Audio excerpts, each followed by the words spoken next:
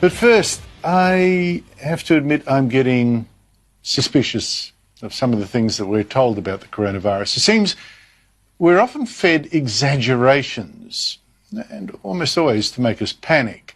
Today's example is this. Australia has recorded its 103rd COVID death, with a central Queensland man testing positive to the virus in a post-mortem examination. At just 30 years old, he's the youngest Australian to die from the virus. And that does sound like shocking news. It's not just a tragedy for his family, his partner and his friends.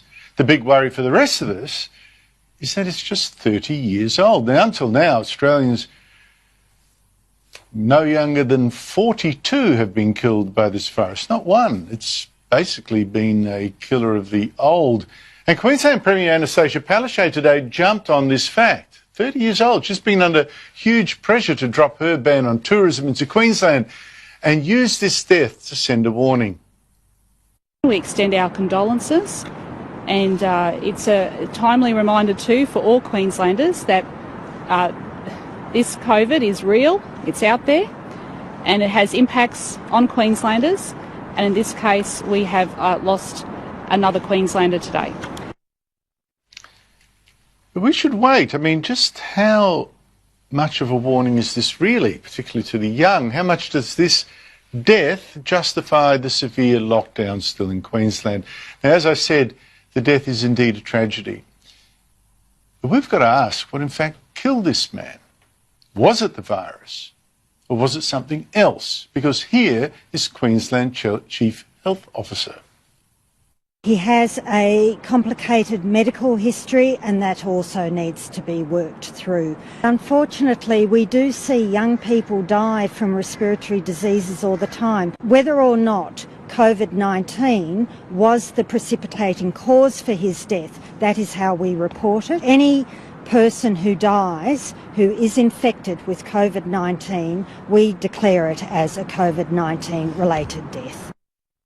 Well, that is very interesting. So this man had other serious health issues, and we don't actually know if it was the virus that killed him.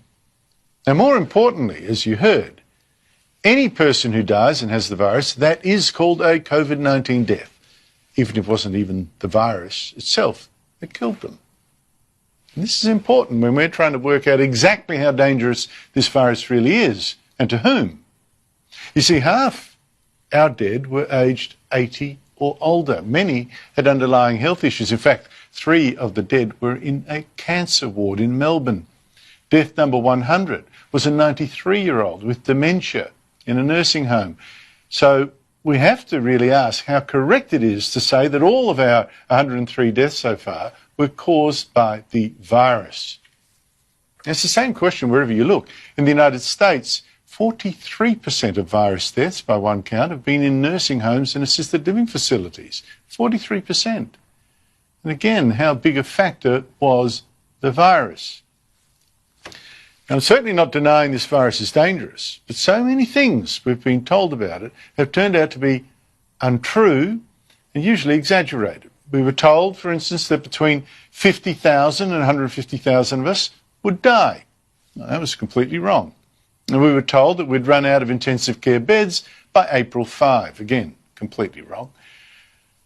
We were told that golf had to be banned to save lives, which was nonsense, and schools had to be banned too. But then, once again, it's Queensland's Chief Health Officer letting the cat out of the bag when she explained just why she told Premier Palaszczuk to shut down Queensland schools in March. As I told you before, she actually believed the evidence that showed that schools were not a high-risk environment. But she said, if you go out to the community and say, this is so bad, we can't even have schools, all schools have got to be closed, well, you are really getting to people. So sometimes it's more than just the science and the health, it's about the messaging. So we have to wonder, were schools then closed simply to send a message? Is that what that was about? Is that why golf was also banned? Send a message? And I now wonder why Queensland's borders are shut to tourists. Is that simply to send a message as well? What is the reasoning, really? Or maybe the borders were closed just to let the Premier pose like the saviour of the state. I'm not sure I trust that many people anymore to tell us the plain, calm, straight truth.